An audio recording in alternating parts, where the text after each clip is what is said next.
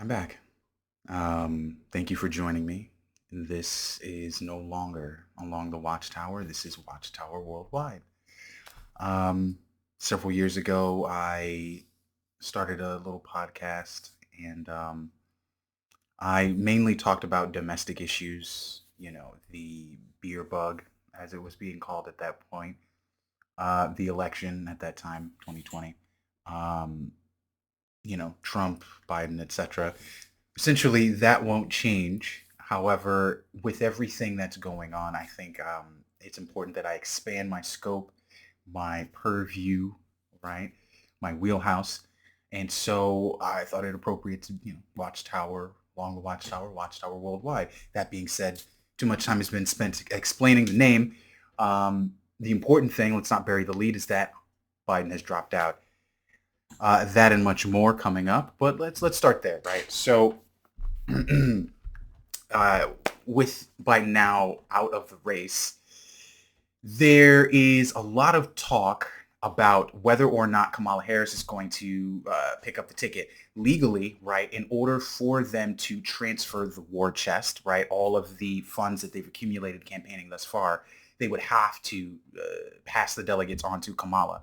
Now, the things that I've been reading about, right? Everyone seems poised for a contested convention. The thing about it is, no one wants to run against her. Gavin Newsom, who's poised for his own presidential bid, right? Mr. Pretty Boy, who has spent $25 billion on trying to campaign against homelessness.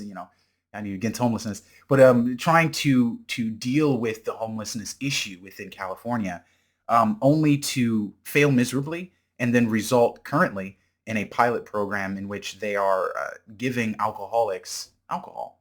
Right? Let's feed the addiction. That's helpful. Listen, I don't run California, right? I'm just telling you what's happening. But the thing is, right, Newsom doesn't want it. He's poised for his own presidential bid, probably in the next cycle. Hillary and Bill have endorsed Kamala, so Hillary's out. Michelle polls somewhere between like 8 to 10% above Trump in the general election, but she has been open about not wanting to be president. Like she doesn't want anything to do with it, and I don't blame her. She's a multimillionaire doing speaking gigs and really living a lavish lifestyle, being who she is.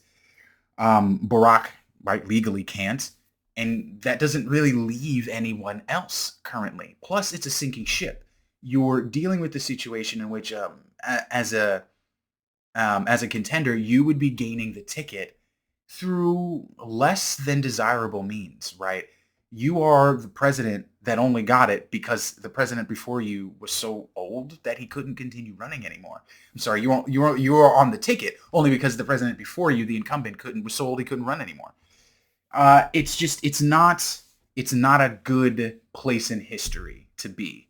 You would be a footnote to say the least, and your prospects of being taken seriously in the future would be minimal at best. And so that doesn't leave a lot. Now, I'm not going to go through the article because essentially he's out, and that's what matters. They talk a little bit about him being diagnosed with COVID in a very convenient fashion and time frame. But I wish him well. I do. I truly do. You don't want to wish ill upon anyone. And he's not necessarily, well, I mean, he's definitely not someone I prefer. I wouldn't call him my political rival, or opposite, right? I voted Democrat. I have supported Republicans. Um, I have, I mean, Bernie. Everybody's, well, not everybody, but I've supported Bernie, who's a progressive, right? The reality for me, at least, I can't speak for anyone but myself, really, is that I support principles over people, politicians, or political parties. It's a lot of P's in there, right? I love my alliteration. So, he's out, and that's that. As you can see, I've gone to a different format.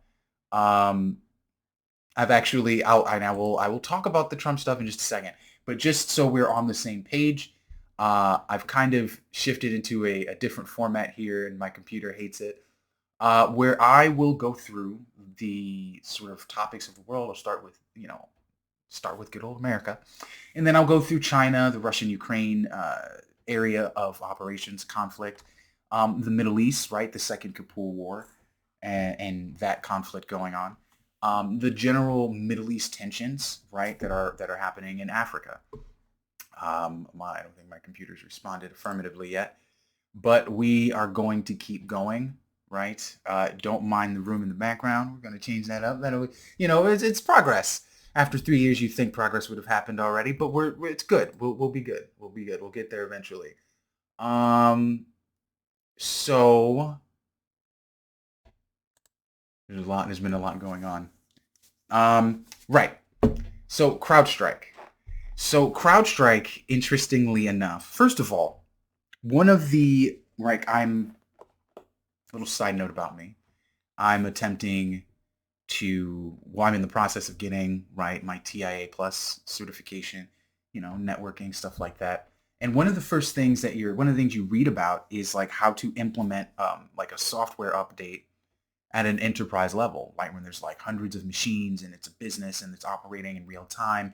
And you can't necessarily shut down the business to conduct your updates. You do it piecemeal, right? In increments in different sections so as to not disrupt the overall functionality of whatever it is you're updating. So of course, CrowdStrike does the opposite of that. And being that they're like the leading cyber defense firm in the United States, like working with Microsoft, having connectivity to airlines, military bases, all sorts of stuff, you'd think they know that, right? But that's neither here nor there. Moving on, reading. A mass IT outage has caused chaos around the world with major banks, media outlets, and airlines among the many victims. Many flights have been grounded with queues and delays at airports, while shops and communications have also been hit. The cause is unknown. Now, at this time, by now, because this is a weekend update, so we wait for more information to come out for these things. I know you're like, why does he keep looking down? We know now that it was an issue with an update to what's called the Falcon sensor. Now, the interesting thing about CrowdStrike is they're also the IT company that was involved in the Hillary Clinton email issue, scandal, whatever you'd like to call it, in which her emails were subpoenaed because she was, I believe, being looked at in relation to like working with the DNC to sack Bernie Sanders during the primaries. Okay. And that would be correspondence between like her and Donna Brazile, I think, who was head of the DNC at that time, et cetera, et cetera. So Donna Brazile actually ended up writing about this in her tell-all book, Tell-All, after the fact. How convenient. But CrowdStrike was the firm that helped to scrub her servers, and they were also involved in the Trump dossier, right, with Christopher Steele, who was like a disgraced MI6 agent, and that whole deal. So they are not very reputable, to say the least. And for them to be involved in this is just hilarious to me. But, these things, right? So initially, and forgive me, I'm tired. It's been a long weekend doing a lot, and as you can see, I've been trying to cultivate these, and now it's all mixed up. It doesn't matter. But one of the reasons why I felt the need to get back and try and do the podcast again and just, I don't know, just get out there and talking is because of the incident, the event. People are like reluctant to call it what it is, which was an assassination attempt. But what I plan on doing is, cultivating all of the information that's coming out over time and doing a sort of video essay about it as a whole. Because every single day there's new information. We just found out that he had a drone that he flew over. Like he had multiple, like it's insane. Every day unlocks, every single day unlocks more nightmare fuel for this situation. And so, with the reaction to it essentially being kind of people who were horrified, people who didn't necessarily support the action, but didn't they weren't they weren't saddened or disheartened, right, or concerned by there being violence, political violence occurring. And then there were those who downright wanted him to be dead. There were those who wished that he had been killed. And it is that third box, that third demographic that really troubled me because a lot of people that I knew personally were in that demographic. And so it I felt it behooved me to get on the mic and try and just I don't know, and maybe it's for my own soothsaying. Maybe it's just for my to comfort myself, to remind myself that not everyone feels that political disagreements, whether they be big or small, important or not, should never be solved, should never be ended, should never be abruptly concluded with violence. The idea of expressing ideas should always remain as that the act of expressing ideas. Excuse me. Um, the act of pursuing those ideas to what you feel is the betterment of people should only be met with better ideas and better action.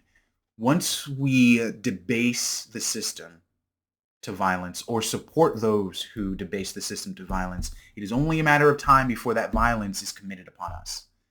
There is no way you will be immune from it. It doesn't work that way. That is not the irony of life. That is not the reality of people. They will wield whatever power you give them. And if you give them this support, if you support this action, when it is your candidate's turn, you will not find support at your door. It's just, it amazes me how people forget. And so you have Jack Black, which, I'm sure you guys have heard of by now, has why Wall Street Journal? Why? This is why I don't fuck with you. So Jack Black, right? He, Jack Black. He's in Tenacious D, right? Him and the guy whose name no one knows. Kyle Gass. I honestly, this is seriously the first time I ever found out that guy has a name. So, and respect to them, they're great musicians. But what ended up happening is Jack Black, it was Kyle's birthday. He came out with a birthday cake and sang him happy birthday. He asked Kyle what his wish was, and Kyle wished that they didn't miss Trump next time. Almost immediately, to get ahead of everything, Jack Black issued an apology or a statement stating he didn't know it was going to happen and it was off the cuff. Oh my God. He canceled the tour, the entire tour, and then said that there was and put his creative plans on hold. So Black said on Instagram Tuesday he was blindsided by what Kyle said, and that he doesn't condone hate speech or political violence. After much reflection, I no longer feel it's appropriate to continue the Tenacious D tour, and all future creative plans are on hold. So what ended up happening is that Kyle put out a apology on Instagram, and then a few days later he took it down. And it's like, you don't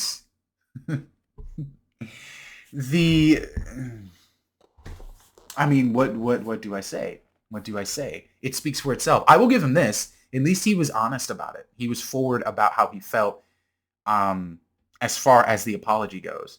Him feigning a sincere apology, it was unnecessary. We know how you feel because Tenacious D they've expressed their sentiments in the past. So this is why it didn't surprise anyone other than for him to be so open about it in the middle of a concert. But the sentiment's not a surprise at all. And you see this across the board. John Leguizamo talking about he thinks that the incident was faked. Joy Reid saying that we don't know what Trump was hit with. He could have been hit with a teleprompter. Even though there's literally half a dozen or more different angles of different patrons filming the incident with their phones. I forgot the actress's name. She was one of the first. She was on TikTok talking about blood pellets and how the gunshots sounded like pew pews. They didn't have the acoustic resonance that she was looking for. This is ridiculous. And we know the truth of it because if this had happened to Barack Obama, people would lose their minds. If this literally happened to anyone else, well, that's not exactly true. One thing I did want to take a look at, I didn't have time to get to, don't mind that sound, was a list of political violence that has occurred in the last decade, right? Some of the biggest being the baseball shooting, where several congressmen were shot, and Congressman Scalise was shot in the hip. He almost died, actually. There was one where, oh my God, and I can't, Melissa Gifford, I believe is her name. She was shot square in her face, like point blank in the head. And this was on both the left. That was the left was Gifford, the right was Scalise, right? So there's political violence across the board, but you saw an outpouring there, okay? And I mean, with Scalise, he was shot up at a baseball game. This wasn't even like a political event. Not to justify Gifford shooting, but her shooting was a political event. But you saw an outpouring of sympathy there, and for good reason. Because when people are met with cruelty of a severe kind, like being shot in the face during a political rally, or shot at all while you're at a baseball game, America's favorite pastime, the response is not to, even if you're their political rival, to call for the ending of their life. Like, that is the most absurd fucking thing I've ever heard in my life. There's no justification for that whatsoever. But it's still there. That animosity is still there. And I can understand wanting to combat poor ideals, poor decisions. But one, you don't combat them by justifying violence. Two, you hopefully are combating, the ideas that you're combating are hopefully correct in nature, right? Because a lot of this stems from narratives that have been crafted rather than the reality of decisions made as president. A lot of this that I'm hearing, especially again from people whose intellect I respect and whose morality, whose moral compass, I found to be sound. A lot of what I'm hearing has nothing to do with his decisions as president, but simply because they don't like him. That's even worse. But I digress, per usual. That being said, whoops. I feel like there's no easy way to say this, but the whole idea of the legalization for these shops, for these pot shops, it was a pipe dream, right? Um, let's go through this, and then I'll explain what I mean. So, right, this is from the New York Post. Shutting down the New York City smoke shop in Manhattan was supposed to show that the state's new Smoke Out Act would end the plague of unlicensed pot shops, but it's not proving that easy. New City was back this week. Unlicensed dispensaries have littered New York neighborhoods, blatantly circumventing our laws and selling potentially dangerous products. It empowered the State Office of Cannabis Management as well as New York City and other local governments to issue stronger penalties against unlicensed shops, supposedly allowing for year-long shutdowns. Raids are underway. In just over 2 months, the city has padlocked 535 illegal shops, seized $17.5 million in cannabis product, and issued over $43 million in civil penalties. Now, the thing that I'm seeing, and that's just me and my own personal experience, is that the shops that have their licenses posted on their walls are still being raided, they're still being hit. And again, this is just my own personal experience. This is just from the sparse reading that I've been doing about it. But there seems to be a disconnect in how these shops were supposed to operate. Apparently, and again, this is just preliminary understanding, they were told that they could operate as pot shops, but they would still need dispensary licenses. But they weren't told that they would need dispensary licenses. And so now we have all these people who, and again, not everyone, because there's definitely a lot of illegality going on, but there's definitely a disconnect from those who are completely and utterly illegal versus those who didn't understand the process in totality and now are suffering for it. Now, you could argue how that came to be, why they didn't understand the process as a whole. It is what it is. But an interesting sort of segue here. I was talking about whack-a-mole. I don't know why they kept staying on the whack-a-mole thing. But right, you had the pot whack-a-mole thing. This is in the New York Post. And again, the New York Post. But this is a whack-a-mole about subway crime, something that we're much more familiar with. So there was an initiative by the mayor's office, right, and by the governor to try and tackle subway crime. This is around the time that Hochul introduced 700 National Guard into the subways. Okay, fine. So what do you think would happen subsequent you trying to tackle crime in the subway? Well, of course, it went to the surface. So to read, Adams has NYPD playing whack-a-mole as crime drops in subway but rises on the street. The mayor was rightly bragging last week that subway crime is down, but New Yorkers, just as rightly, couldn't get too excited because above the ground, where everyone actually ends up being, core Manhattan below Central Park is having a bloody summer. The juxtaposition illustrates how New York's public safety resources, are stretched thin, something Adams has never addressed with in a long-term plan. Because Mayor Adams generally does not ever have a long-term plan. None of his, from the rat czar to this, these are the two that come to mind initially. I feel like there are others, but nothing he's ever seemingly implemented has a long-term. Oh, and of course, the migrant situation. His decisions all across the board. There you go. That's the big one. All across the board regarding the migrant situation. The reason why I call it a situation is because at the end of the day, people need help. But there's the right way to do this, the wrong way to do this. There's the in-between way where, you understand the long-term needs and you deal with the short-term issues as you can while realizing like these people need to like be able to get a job and function in society, which is like the key thing that he never focused on. Gee golly willikers, what the fuck? I digress, right? Go on to read, even for a Manhattan that has gotten used to a steady drip of post-2020 crime and disorder, the news of the last 5 weeks has been jarring. On June 11th, just after 10 p.m., a young woman, 22-year-old Jordan Walston, was stabbed to death on the sidewalk outside the Port Authority bus terminal. And then 6 days later, 53-year-old Efrain Patino Guerrera, helping guests find cabs, was sucker punched by a driver, and then he died 3 weeks later. It's another thing. There's a lot of attacking old people. I'm not familiar with when that became a thing, but that's a big thing. That's a big thing in New York, and I really don't have a lot to say on that. It is perplexing. Definitely started a few years ago where there was a lot of attacks on Asians, a lot of attacks on Jewish people, and then there started to be a lot of attacks on the elderly. Doesn't make sense, but we're moving on. No time to waste, right?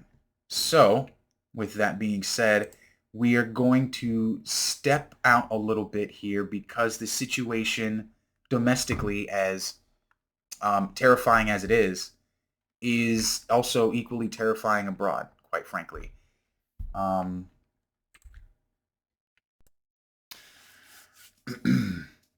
so the situation in China, or with China, not in China, the situation with China is delicate, right? All of these different areas of operation, right? China, South China Sea, and Taiwan, the Middle East, whether it be the interconnected wars between like Saudi Arabia and Yemen and Israel and the Palestinians, that neck here with Iran, okay? Or of course the situation with Russia vis-a-vis Ukraine and Russia, right? With NATO essentially being using Ukraine as a proxy. I know people don't like to hear that, but that's really what's happening, right? We're funding a smaller state to fight a larger state, not on our behalf, but on their behalf, in their defense.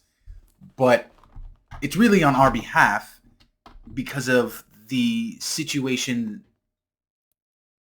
that created, right, the current Russian-Ukrainian conflict was a manifestation of NATO. It was something that was created. The situation was conjured by NATO. Right, the Maidan Revolution, where they overthrew the president at that time of Ukraine and installed him with Zelensky. This was all backed by the United States, etc. So you guys are familiar with this. All of these conflicts are interconnected, okay?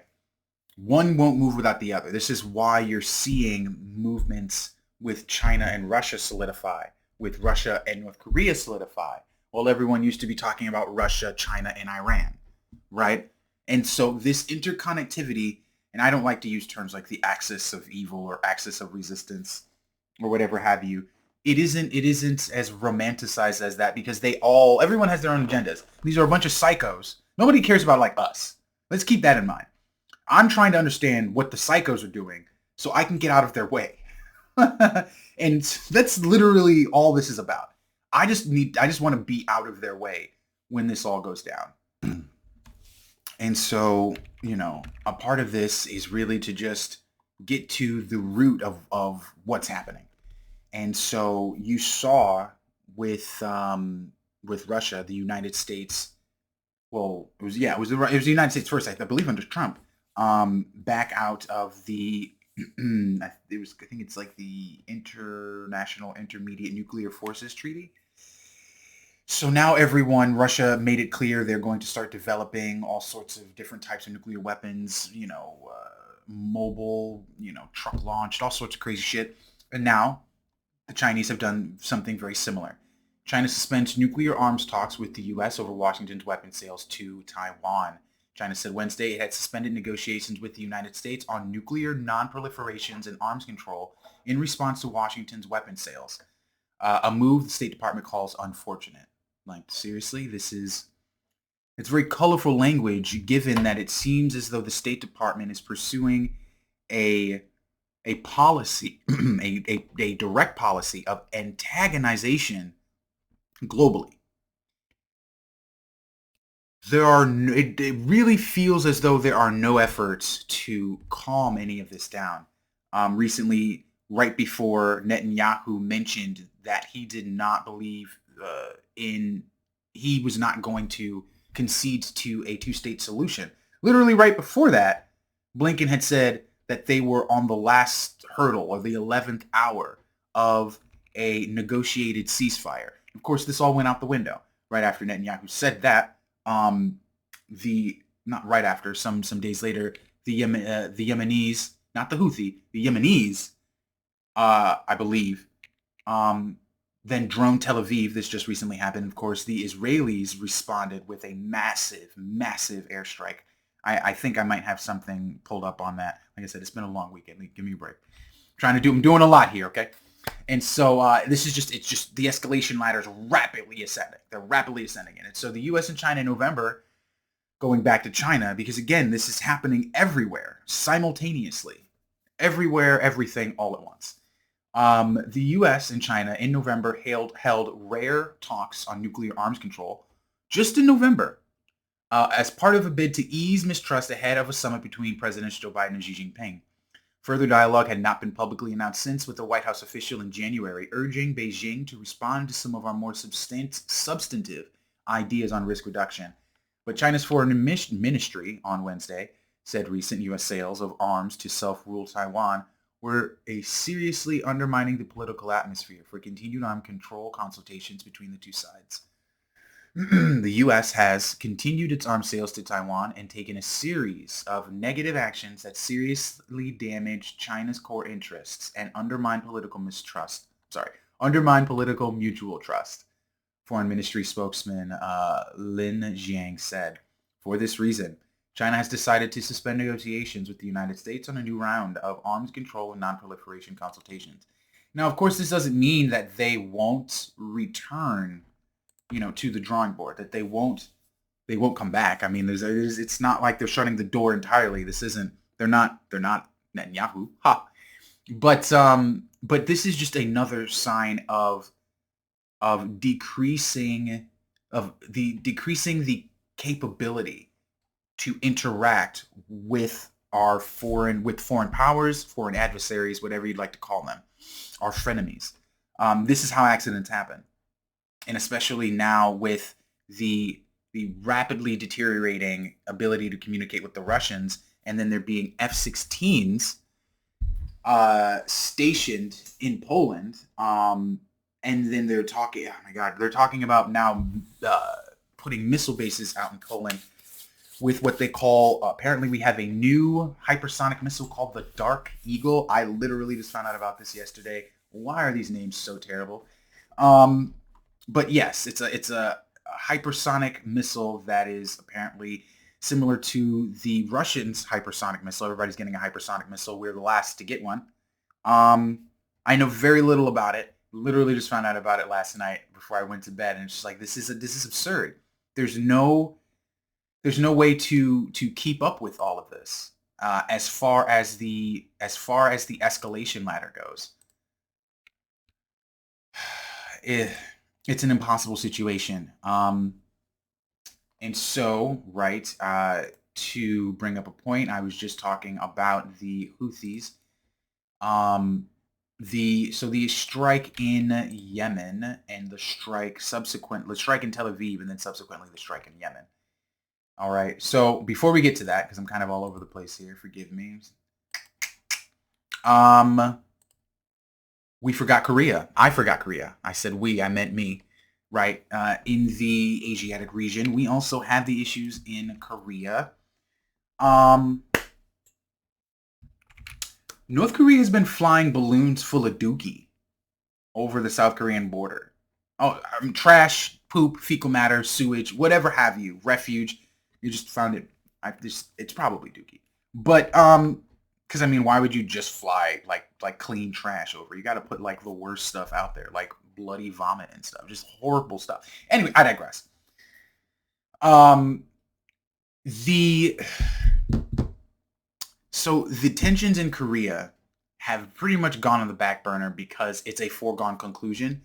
Whenever things jump off, North Korea is going to attack South Korea. It's really just a matter of will it be during the time in which China may or may not invade Taiwan? Like if China were to invade Taiwan, would it be then? Would it be during an escalating conflict with NATO between NATO and Russia? Because remember, Russia just signed a defensive pact with North Korea. So it's a foregone conclusion, which is why you don't hear North Korea the increasing tensions between North and South Korea being talked about. So let me stop blabbering.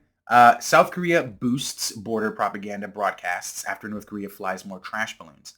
Right? North Korea flies balloons full of dookie. South Korea blasts bullshit over loudspeakers. I feel like that's disproportionate, but it's not my business. South Korea said Sunday it was bolstering its anti-Pyongyang propaganda broadcasts across the tense border with rival North Korea after the North launched more trash-carrying balloons towards South Korea. There's dookie in it. The Cold War-style psychological battle between the two Koreas is adding to already high tensions on the Korean peninsula, with the rivals threatening stronger steps against each other and warning of devastating consequences. South Korea's Joint Chiefs of Staff said the North Korean balloons were flying Sunday morning north of Seoul, the South Korean capital, after crossing the border. It said later Sunday that the South Korean military was responding by expanding loudspeaker broadcasts at all major sections of the Korea's 248-kilometer or 154-mile-long border. The North Korean military's tension-escalating acts can result in causing critical consequences for it, the South Korean Joint Chiefs of Staff said in a statement. The responsibility for the situation is entirely on North Korea's government. Details of the expansion of South Korea's loudspeaker operations were not immediately available. On Thursday, it resumed blasting frontline propaganda broadcasts for the first time in about 40 days in response to the North's previous balloon activities. But observers say South Korea hadn't been conducting the broadcasts around the clock, and it also hadn't yet mobilized all of its loudspeakers. That's definitely disproportionate. Listen, this is better or worse, right? You don't want to have cross-border gunfire, right? That was happening under the Trump administration. I'm not blaming Trump. I'm just saying during that time period that was occurring. So at least it's not that. I mean, it's still not good. Again, I feel like this is one of those situations where because it's a foregone conclusion, it's just kind of like they're just antagonizing each other knowing what's coming anyway. That's what that feels like to me. Because it's two pointless actions. Why are you flying trash? So there's not even it's not even what you would expect, like propaganda leaflets, messaging, right? Trying to psychologize. It's just trash. What are you flying trash for? It's irritating. It smells. If the South Koreans really wanted to, I suppose they could probably shoot the balloons down. So, it's definitely kind of it's pointless. Doesn't make sense. It's just antagonistic for no reason other than to be irritating. Because they know it's coming, and so it's there's a word. Do you think it's Freudenschauten, right? Like trying to create misery for your opponent, right, and take pleasure in that. Because again, with the signing of the defensive pact with Russia, they've ostensibly aligned themselves militarily with Russia. It's a defensive pact. If I get attacked, you come to my aid. You get attacked, I'll come to your aid.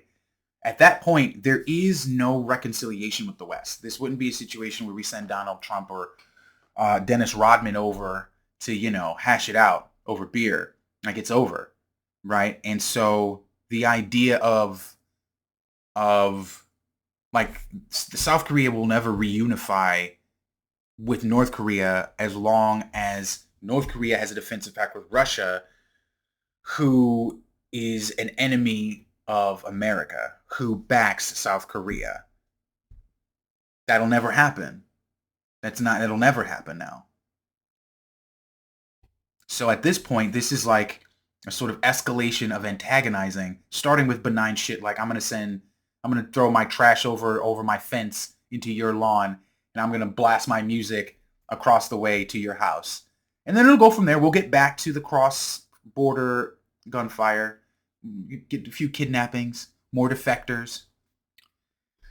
Yeah, speaking of Russia, let's jump to Russia and Ukraine. So we were talking about the F-16s. Now what we're seeing, right, is an increasing involvement of Poland between the stationing of the F-16s. Right, the F-16s are going to Poland, right?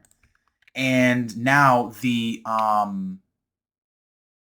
insistence that Poland be able to shoot down Russian rockets that would be coming over Poland.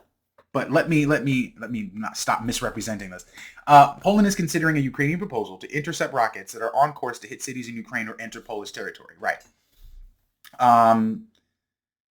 We are a frontline state, and Russian missiles breach our airspace, we assume by mistake. Siorski, right? The Polish foreign minister, Radoslaw Siorski. Siorski explained that some missiles fired from around St. Petersburg fly along the Polish border through Belarusian airspace before briefly entering Polish airspace for about 40 seconds before hitting targets inside Ukraine. Our dilemma is the following. If we shoot them down only when they enter our airspace, the debris is a threat to our citizens and to our property. And the Ukrainians are saying, please, we will not mind, do it over our airspace when they are in imminent danger of crossing into Polish territory. To my mind, that's self-defense, but we are exploring the idea. Of course, to the Russians, that's involving yourself in a conflict that they have with Ukraine, and that's more Article 5 shit. Because if Russia deems Poland a combatant and then attacks Poland, that will trigger Article 5. This is what they call tripwire shit, right? Let me put something vulnerable in the way here, knowing that you're going to run it over and break it, and it's going to piss me off, and I'm going to have to do something about it. Let me place these jets here and fly them into your war, knowing you're going to want to attack them, and then that's going to piss NATO off, and they're going to have to do something about it. Let me, a member of NATO, involve myself in your war and piss you. Like, this is... And again, this is all with a backdrop knowing that a few years ago, there was a legitimate ceasefire on the table that Boris Johnson helped convince Zelensky to not sign. And I mean, at the end of the day, that's Zelensky putting his own people in the crosshairs. But this is the escalation. This is the escalation ladder. So self-sufficiency is the key. Of course, Europe wants to break away from its energy necessity of Russia. So the Baltic states to complete decoupling from Russian-controlled power grid by early 2025. Everybody's going to their corners, respectively. The Baltic states' power system operators informed Russia and Belarus that they would disconnect from Moscow-controlled post-Soviet power grids starting in February 2025. Media outlet LRT reported. Lithuanian operator Litgrid, Latvian AST, and Estonian Eliring informed the Russian and Belarusian operators they would not extend the Brel agreement, which expires in February. Under that agreement, the Baltics have been synchronously synchronously, nice, connected, right? I think I said that correctly. To the integrated power system, United Power System grid with Russia and Belarus since the end of the Soviet period. The Baltic states operators plan to join the continental Europe synchronous area with synchronization on February 9th, 2025. More alignment, everybody getting into their corners. And I mean, in this case, I wouldn't want my power grid to be dependent on a nation that's at war either. So, I mean, that's fair. But we know that this is more this is more oriented towards not towards lessening any sort of vulnerabilities, right? We don't want to be energy dependent. We don't want to be dependent on trade with you, etc. And here's the interesting thing. I'm not personally a fan of globalization. The interconnectivity makes us all vulnerable, right? If one of us goes down, we all go down, sort of deal. At the same time, it ensues, like our trade with China, it ensures that we will think before we go to the gun. But that's all coming apart. What did they call it? They called it the parity, it was like the parity incentive or something like that. I forgot what they called it. But basically it was the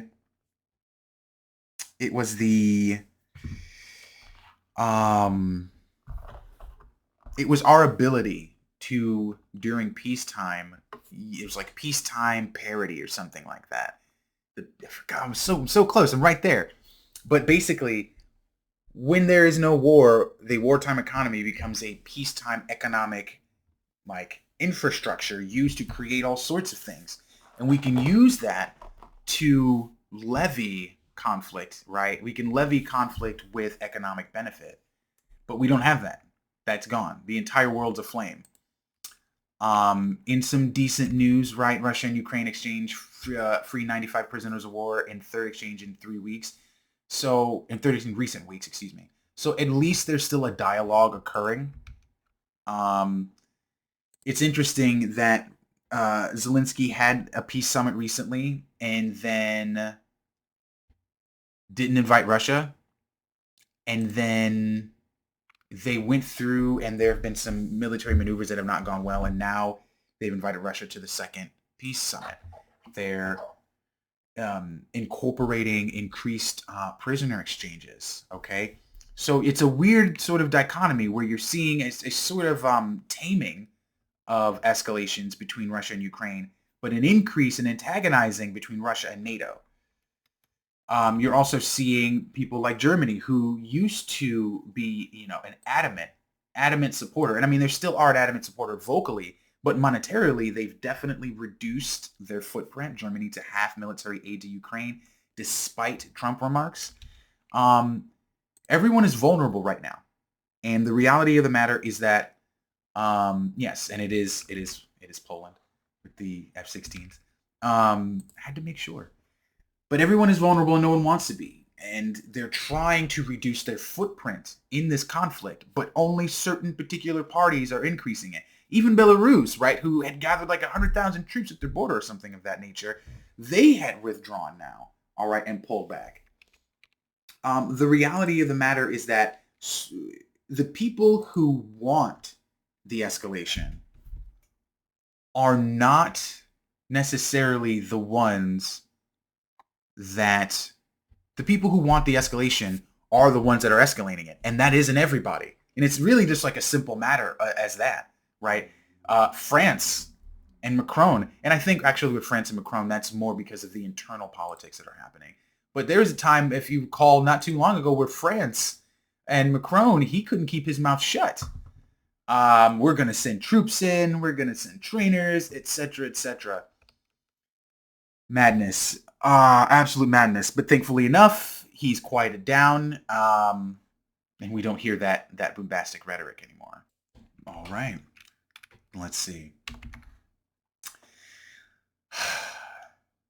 Iran's getting nukes. I mean, this is something that has been said for some time. Coupling this, of course, with reports, allegedly, that Iran had plans to assassinate Trump. Because Trump he did the drone strike against Soleimani. So that's the underlying connectivity there. But again, allegedly, and that's a side note. Let's go back to this. Iran is talking more about getting a nuclear bomb and made strides in developing a key aspect of a weapon since about April, when Israel and its allies overpowered Iranian airstrikes targeting Israel, two top Biden administration officials said.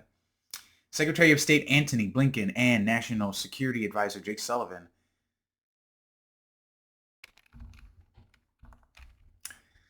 speaking at separate panels during a security forum in Colorado, said the U.S. is watching closely for any signs that Iran made a decision to pursue actual weaponization of its nuclear program. However, Sullivan said, I have not seen a decision by Iran to move in a way that signals it has decided to actually develop a nuclear bomb. So you mean to tell me you have a headline that says Iran moving toward aspect of nuclear bomb? Aspect. That's the key word here. Because if it just said Iran moving toward nuclear bomb, and then you go to read Jake Sullivan said, I have not seen a decision by Iran to move in a way that signals it has decided to actually develop a nuclear bomb, you're going to be mad. You'd be mad because then that's clickbait, right? And I mean, it's still clickbait. It's bullshit. However, this is how you create a false narrative. I read the headline, we talk about Iran developing a bomb, and then we read the article, and he says Iran's not making a bomb. This is the whole thing. This is why when these are the same people that said that there was a credible threat against Trump, a credible threat of Iran from Iran to assassinate Trump.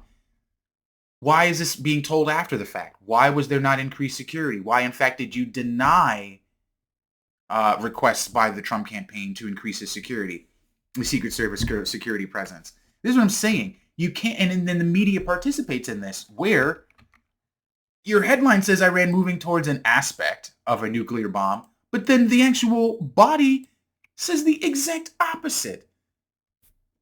Fun times. But this is the point I was trying to point out, is that it's the increasing volatility of the rhetoric, right? Regardless of the truth, the veracity of it, the antagonizing rhetoric leads to conflict. It leads to mistakes being made. All right. It leads to people becoming fanatics over particular issues. For example, right, still speaking about the second Kapoor War that's going on in the Middle East right now. Maniac murder cult plotted to have person in Santa costume poison kids in New York City. Mikhail Shivaknishvili, a neo-Nazi leader from the country of Georgia, was indicted this week on charges including soliciting hate crimes and acts of mass violence. Right, so neo-Nazi, we can see where this is going. A neo-Nazi from the country of Georgia hatched a sinister plot to have a person dress as Santa Claus and pass out poison candy to racial minorities and Jewish children in New York City on New Year's Eve.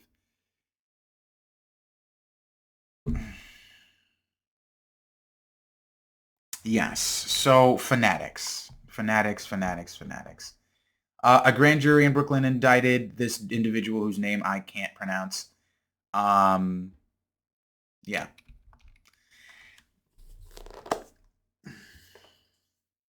They're children, right? These aren't Zionist settlers forcing people from their homes. This isn't the IDF like sticking probes inside of people. This is none of that. These are children in New York, no less. You know, the level of fanaticism these days is, I mean, fanaticism is always dangerous, but it's so much more prevalent than ever before. But yes, pivoting a little bit here, coming to the end of the show, because definitely pushing it. The Israeli government, as I'm sure you've heard, has recently decided to draft ultra-Orthodox men. So in Israel, right, if you followed the ultra-Orthodoxy path, you would go to school, become a rabbi and stuff, and you were exempt from military duty. Everyone in Israel has to, they have compulsory 2 years, I believe, of IDF service. And so, yeah, now I think that's pretty much, I think that's everybody now has to participate. So, uh, allow me. The Israeli military on Tuesday said it would begin sending draft notices to Jewish ultra-Orthodox men on Sunday, a step that could destabilize Prime Minister Benjamin Netanyahu's government. The Israeli military on Tuesday said it would begin sending draft notices to ultra-Orthodox men on Sunday. Oh my God, I just read that. The announcement followed four. What is going on here? Followed young religious men to begin enlisting for military service. Under long-standing political arrangements, ultra-Orthodox men had been exempt from the draft, which is compulsory for most Jewish men. The exemptions created resentment among the general public in Israel, especially after more than 9 months of war. The Army's summons is the beginning of a months-long enlistment process that can be difficult to enforce if there's a large-scale refusal to comply. And seeing as how the IDF is attempting to go to war with Lebanon, they can't afford it. They can't afford this. Like, this is why they're conducting the drafts, because they need manpower. A mass refusal would definitely be effective. This would be the time to do it. Yeah, I mean, they need you now. You guys remember that pier? Remember that pier? The pier everybody said was going to solve the issues of aid to the Palestinian Gazans. The pier that was completely unnecessary when there was, kilometers of aid in trucks completely unattended. They ended up, and most of that stuff ended up rotting. And then these trucks, they would turn around, they'd come back, and they still would just sit. Whatever happened to that pier? Oh, yes, I know. They got rid of it. Yeah, the U.S. military ends troubled temporary pier mission off of the Gazan coast. Let's read. The U.S. military is ending its temporary pier mission off the Gaza coast that has been plagued with challenges after roughly 20 days of operational use.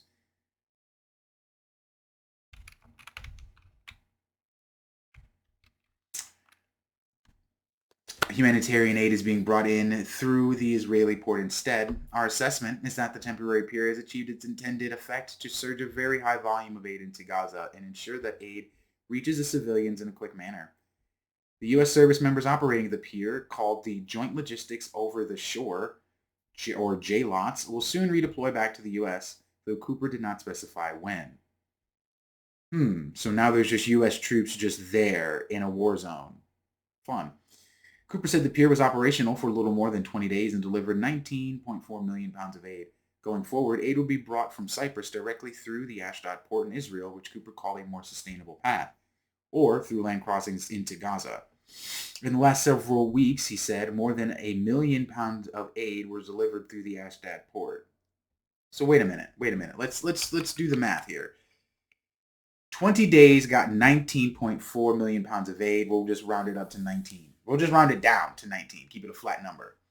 Several weeks. When I think several weeks, I think 3 weeks. 3 weeks is 21 days. So in 21 days, right, they've got more than 1 million. Let's round up for this one. 1.5 million. So 20 days for 19 million. 21 days for 1.5 million. Yeah. And then, of course, the next sentence says it all. Israel has been fully supportive of this effort. Of course they have, because now they control both access points for aid, both through the port and through the land crossings, of which, as I just read, barely any aid is getting through. I'm not even bothering with the rest of this. I'm not. We're done. We're done. Oh, well, let's talk about the numbers real fast. The pier, which cost $230 million, did little to alleviate the grave humanitarian situation. Yeah, no shite. Yeah. So, whoops, you're not supposed to see that. You're not supposed to see that. You ain't see that. That was the outline for the video essay for the Trump assassination. We were talking about military. We were talking about the Houthis and the Israelis, right? They had the Israelis did a massive airstrike against the Houthi rebels in Yemen. Now, I'm still unsure as to whether or not it was the Yemeni government that struck in Tel Aviv or it was the Houthis, but let's read. Israeli fighter jets struck Houthi military targets near Yemen's Hodeidah port on Saturday, killing at least 3 people and wounding 87 a day after a drone launched by the Iranian-backed group, the Houthis, hit the Israeli economic hub in Tel Aviv. Most of the wounded suffered severe burns in airstrikes that targeted oil facilities and a power station. Al Masra TV, the main station's news outlet run by Yemen's Houthi movement, quoted the health. So it was a tit for tat, except of course the Israelis' tat was much tattier. It's not a word. Okay. So definitely did not mean for this to go over, right? We already went over this. U.S. warns of Iranian nuclear activities, even though Jake Sullivan said, but we haven't seen any indication that they're actually moving towards creating a nuclear weapon. So why are you saying this stuff? Africa. There has been a lot. It has been crazy. It has been crazy in Africa. So the Francophone nations, and I can't believe I'm going to shove this all into like the last 4 minutes. This is so disrespectful. So the Francophone nations are the nations that historically were colonized or wielded, utilized, however you want to put it, colonized by European nations like France, like the Dutch, like the British, okay? And recently, there have been a series of coups that have been occurring, particularly in Burkina Faso, Mali, and a third nation that escapes me for the time being, but because I will talk about this. What ended up happening is they formed their own alliance, their own Western alliance. Niger, it is Niger. Niger, Mali, and Burkina Faso. And what ended up happening is as these nations began to break away with these respective coups, ECOWAS, which is the Association of Francophone Nations, essentially what it is, that's backed by the West, became increasingly antagonistic, okay? And because they were becoming the ECOWAS as a group was trying to peg each nation individually. Well, the nations decided, the Sahel states, as they call themselves, decided to band together, right? And so now they have their own alliance in order to combat ECOWAS. And you have this increasing destabilization that's required in order for the really the neo-colonial foothold that the West still has in Africa to this day to break free. I want to talk about this actually more in detail. Yeah, I'm going to talk about this more in detail. I should have, I don't know, I just led with America, whatever. It was because Biden dropped out, so I thought you'd just go with that one first. It's fine. It doesn't matter. It's okay. I definitely don't want to go over an hour. For those of you that have made it to the end of the video, I do really appreciate. I appreciate you listening. The video, the podcast, the video, however you're listening, if you're watching. I do appreciate your support, your time, and really your ear. Right, your interest in discourse over destruction, right? Your interest in intrigue, and just in the world around you, rather than just kind of flying by the seat of your pants, not giving a shit. Like there's a lot of interesting things. We live in historic times, and I appreciate you letting me talk about it. Okay. Until next weekend, be well to yourself and to each other. All right. Take care.